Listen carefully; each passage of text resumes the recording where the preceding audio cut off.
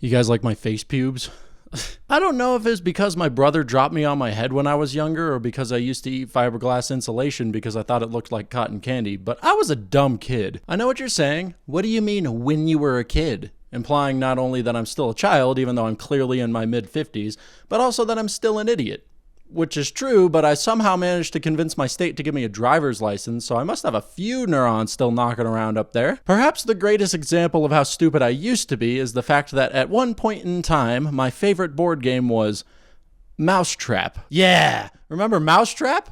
That game existed. Although you probably don't remember it so much as a game as it was a plastic Rube Goldberg machine. To be honest with you, I don't think I ever actually played a game of Mousetrap, but I did bust it out frequently just to watch physics do its thing, because all the itchy wall candy I ate destroyed the part of my brain responsible for having good taste. However, since insulation is no longer a part of my diet, and since I took one philosophy class in college, which makes me mature, I've come to realize two things. One, Mousetrap's gimmick isn't very interesting when you're an adult in your 50s with access to OK Go music videos. And two, I do think there's valid appeal in Mousetrap, because it's a toy, and toys are fun. Why is Istanbul sitting on your desk if you're not going to shut up about Mousetrap? Okay, fair enough. Fair point.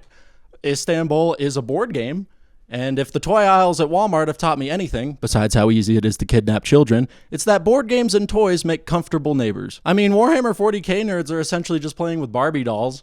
Both realms are obsessed with materialism and body shaming. It's just one uses sports cars and supermodels, and the other uses bolt rifles and roided up space marines. To me, Istanbul feels like a toy box. It's not a game I think about much when it's packed up, but I do bust it out frequently just because I like playing with it. In Istanbul, you play as a Turkish merchant running around your local bazaar with a wheelbarrow, a gang of eager assistants, and an insatiable lust for rubies. You don't just want rubies, though. You're an asshole, and you need to have more rubies than everyone else in the land, so you better go get them quick. The bazaar is the game board, consisting of numerous tiles that represent action spaces, which can be placed however you like during setup because modular setups are fucking awesome. You start with 6 wooden discs of your chosen color, 5 of which represent your bartering buddy assistants, and 1 of which represents you as the merchant, which is a slightly girthier disc just so you know that you're in charge. The placement of tiles is important because to take an action, you need to move you and your stack of subordinates to the tile in question, and then either leave an assistant there or pick up one that you left hanging out near the post that you tied them to. You only get 2 orthogonal moves a turn though, so it's important to be conscious of what you want to do later on, so you don't end up scattering your squad into places where they can't be wrangled into usefulness. Planning efficient routes is possible, but Istanbul is a much more tactical game. Landing on a space occupied by another player means you have to pay them a few coins because they got there first, and they're smarter than you and better looking. And the price and rewards for certain action tiles changes depending on how many people have been there already. So the math for your core path is going to work out differently every single time your turn rolls around. This might sound insubstantial.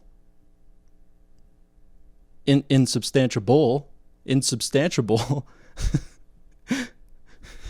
But games of Istanbul are often won or lost by a single turn, so jumping on opportunities is often as important as jumping out of the way of a charging elephant. Here's the thing though. That's not why I enjoy Istanbul. Enjoystable. It's similar to Five Tribes in the sense that by sheer virtue of the fact that other players exist, all your plans are going to get obliterated, and you'll never really know what the best move is until the beginning of your turn. This is fine, but it makes it difficult to think about the game outside the context of other players. There isn't enough consistency for your big boy strategies to rely on. I'm sure it's possible, but I'm not sure why you would want to do it. Or at least it's not appealing to me. However, this is in no way a deal breaker. In fact, given my opinion on what the game's appeal is, this only contributes to its value, because while it might be cumbersome to optimize, it's still a lot of fun to play with.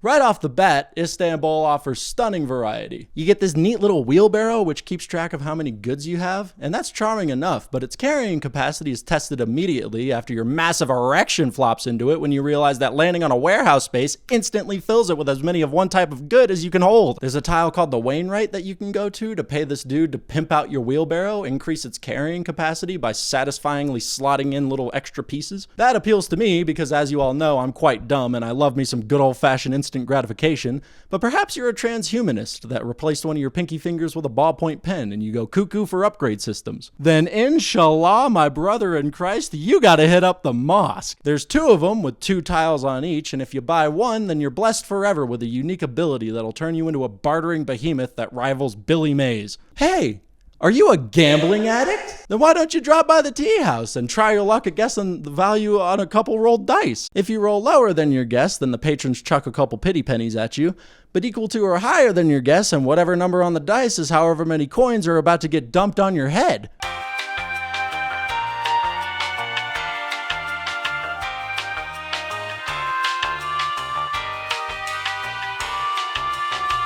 One of my personal favorite things to do in Istanbul is break my family out of jail. Everyone starts with a legally illiterate relative behind bars, and if you land on the slammer, you get to catapult them anywhere on the map and take that action for free. Turns out snitches don't get stitches, they get money, because if another player lands on a space where your relative is later on, they get to send them back to jail for a reward. And of course, the item of your desire, the path to victory, the thing that represents victory points in the game, the rubies. Here we get reconnected with our baby brains. Back when we spent less time actually playing with our toys than we did putting them in our mouths. Actually getting the rubies is alright, but the rubies themselves take the light coming into them and send them back out in a lovely red evening dress. They're translucent red. Geometrically, they're gems. Contoured like the earth shaped them herself, and just like Kim Kardashian, they look so good that you almost forget they're made out of plastic. I wouldn't say any of these things are a slam dunk on their own, nor would I say that the knot that ties them all together would be getting any Boy Scout badges.